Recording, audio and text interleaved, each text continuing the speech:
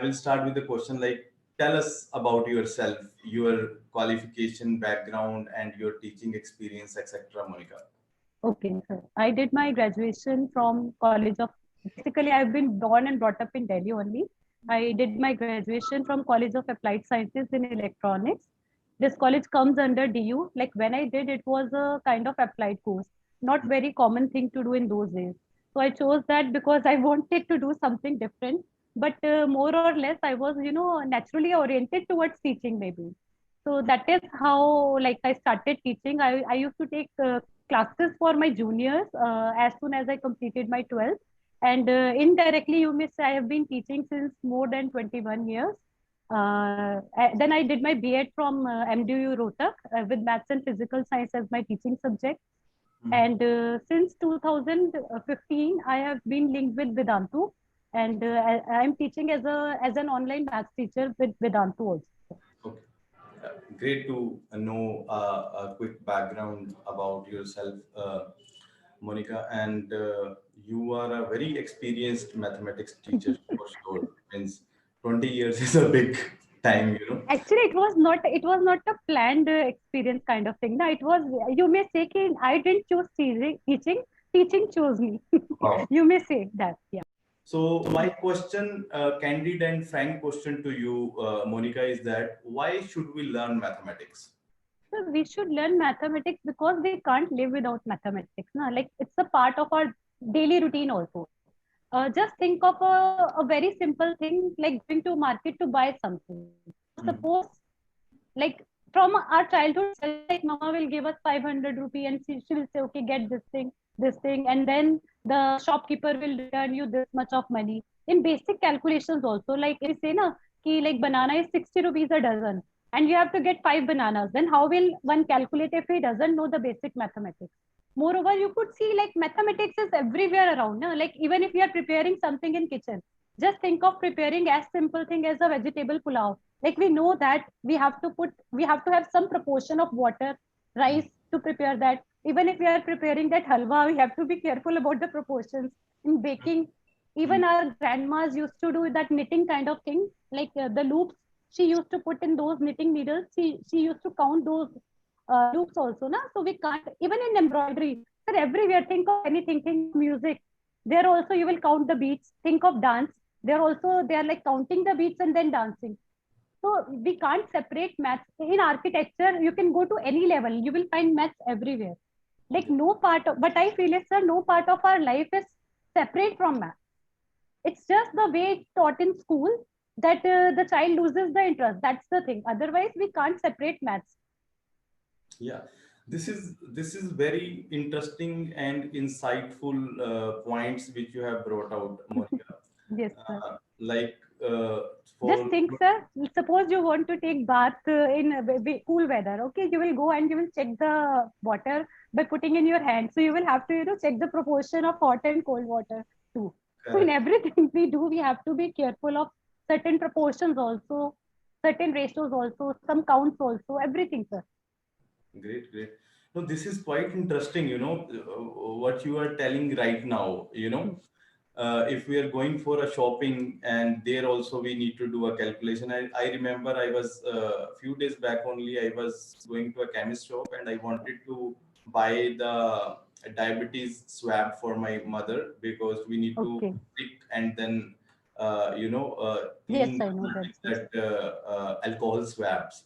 So Yes, I sir. ordered the 50 swabs, and the shopkeeper girl was finding it hard to calculate the money which need to be charged. She Okay. was a young kid, but I Okay. was giving her a space to think about and calculate her own and do not get have any kind of psychological effect of customer sitting on your head, I was telling you about the momos wala guy. Like I went to buy momos and he was like 30 rupees ke I'll give you 8. And he was not able to, no, 30 ke he was selling 6, but for 4 also he was not able to calculate.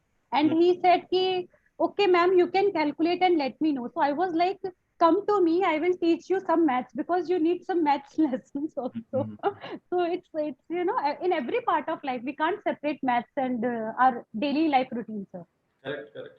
So this is quite interesting, for example, what I really found, Monica, is that the student need to be taught from the perspective of what they already know and what they are already doing. Yes, And if we could able to relate what they already know and what they are already doing with mathematics, then yes, surely the interest and curiosity will create for mathematics. But unfortunately, how the things are happening, we are all together putting the students on remembering some formula. They are not aware how to put it into a practical application, right? exactly, And exactly. that is where the problem comes into the picture.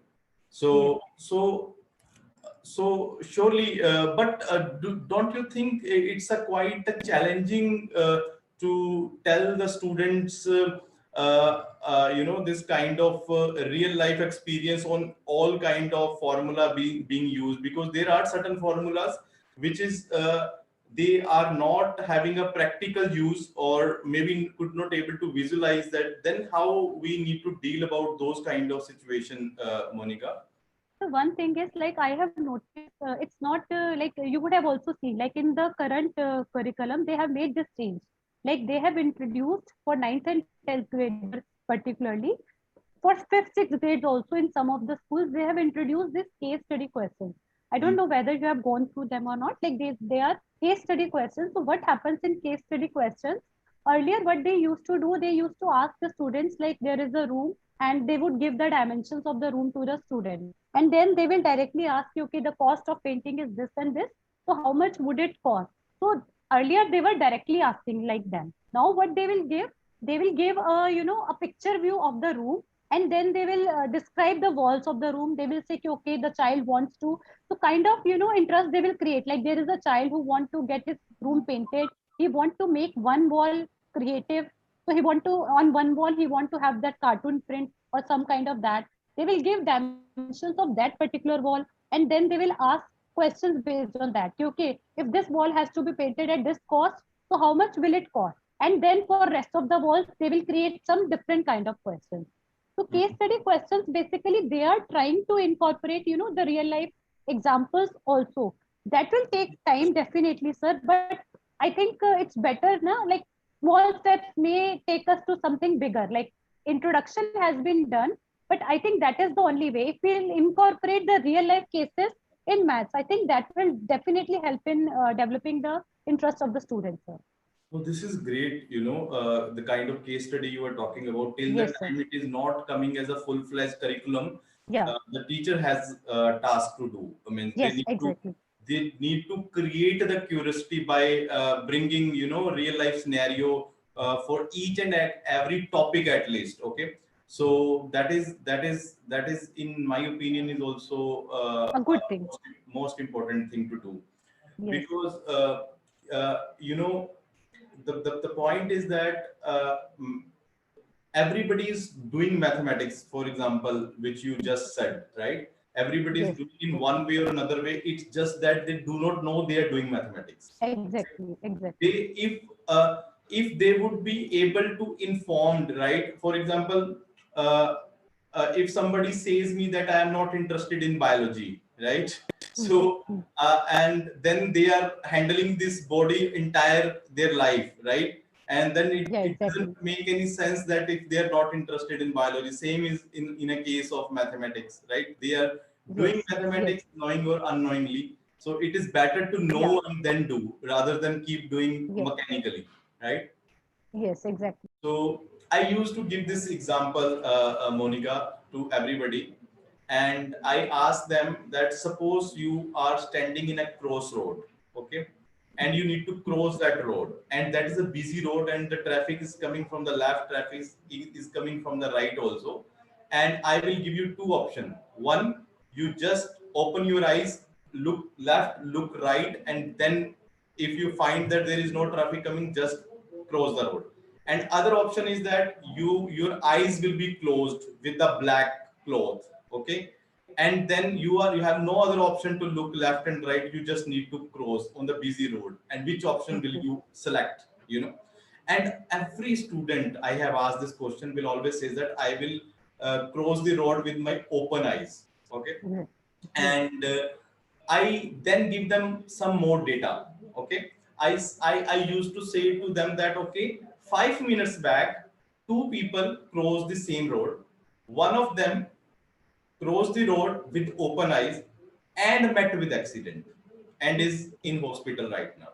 Okay. Okay. And the other person who actually put a black cloth on his eyes and then crossed the road, and he could able to cross the road properly without any injury, Okay. without any accident.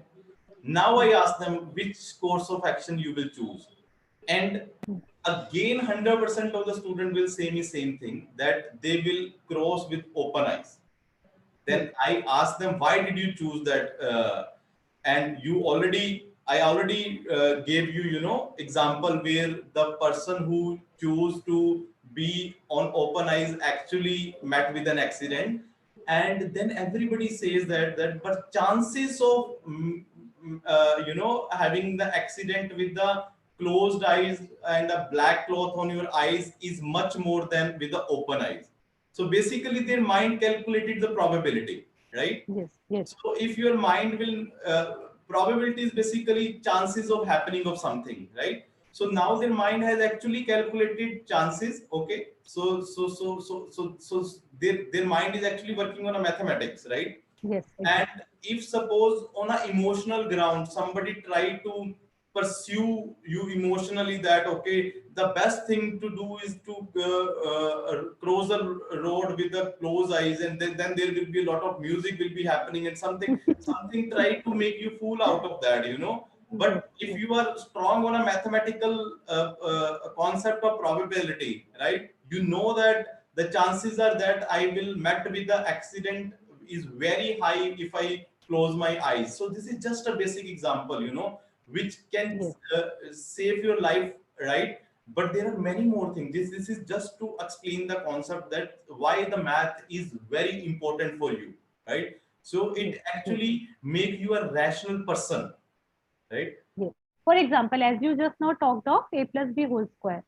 So instead of telling them to recall a square plus b square plus 2ab, Hmm. if we simply tell them ki how this formula is actually it's a plus b multiplied by a plus b only. Hmm. And then you have to, of course, use the distributive property. So this a would be multiplied by this a plus b. And then this b would be multiplied by this a plus b, which will give us, Hmm.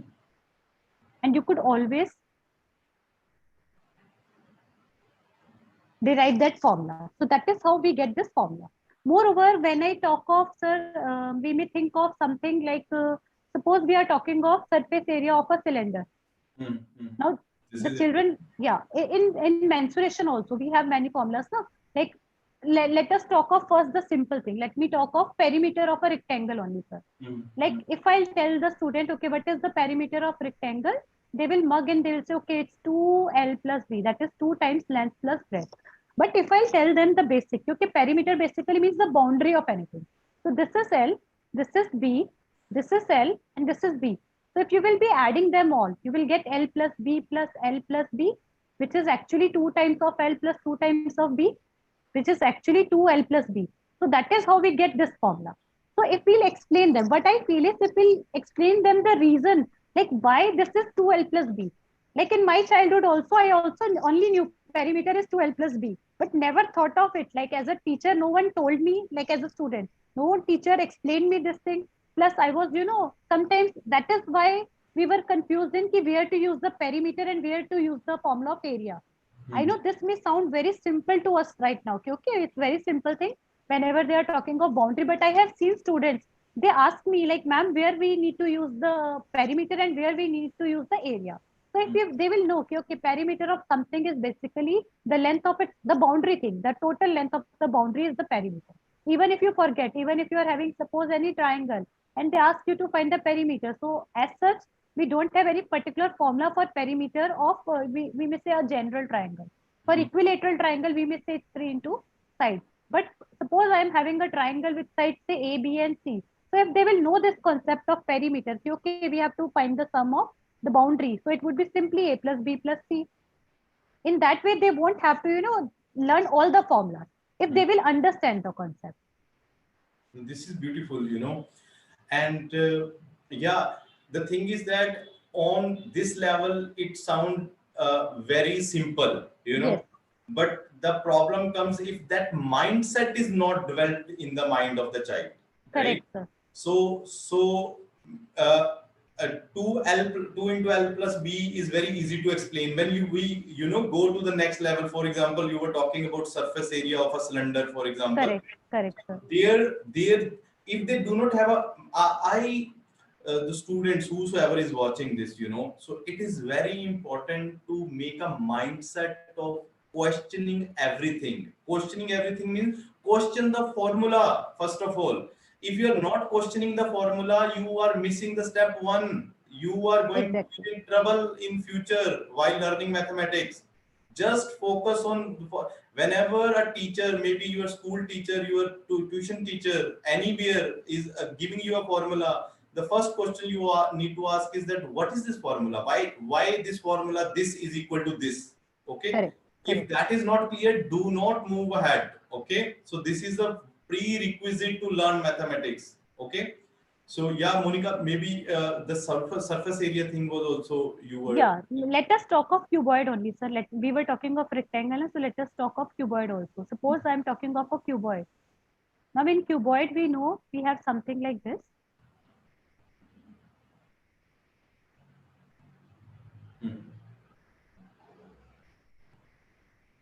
So this is actually the length, this is the breadth, and this is the height. In cuboid, we have all the three dimensions different. First of all, I explain them like to give an example of cuboid, I would tell them you might be sitting in a cuboidal room right now. So that is the basic example, because most of the times we don't have cubicle room, but sometimes we do have. But the basic example I would give, okay, you might be sitting in a cuboidal room right now. So just think of like we have 6 faces to this cuboid. Like the first one, which you could see in the front, the second one at the back, the third and fourth on the side, and of course the 2 more faces. Okay, so the top and bottom face basically, Correct. fifth and sixth. So when I'm talking of this very front face, so let me draw it separately. So this So is this a is actually L and H thing. correct. Now this is a rectangular thing. Now what would be the area if we go by the formula of area of rectangle? It would be L into H, because we know it's length into breadth, but here the dimension of this is H. So the area of this front face would be LH. Similarly, the area of the back face, which is exactly same that like this. So that would also be LH. So basically the front and back face will together be 2LH. In the Correct. same way, if I take this side face, this is H, and this is B. So if I simply talk of this side face, it's like this is B and this is H. So we'll get the area as B into H. Similarly, the two side faces together will be 2BH. And then again, if we talk of the top and the bottom, so you could see L and B, L and B. So 2LB we'll get for top and bottom.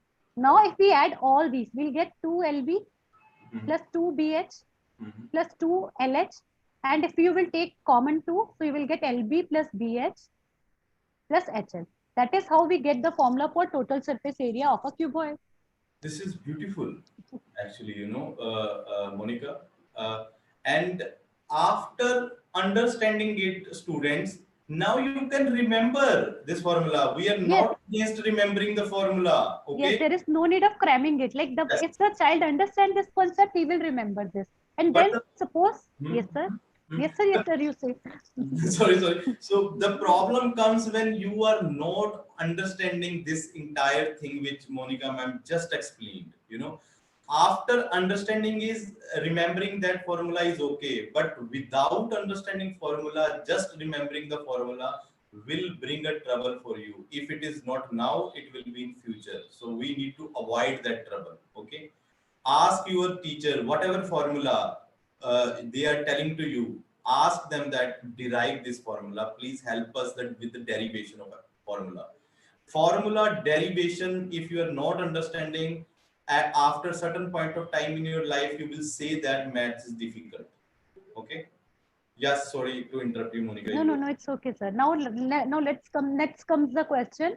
Like then they say, okay, you have to paint the four walls of the room. Then I say, okay, leave the top and the bottom face. That means leave the LBs.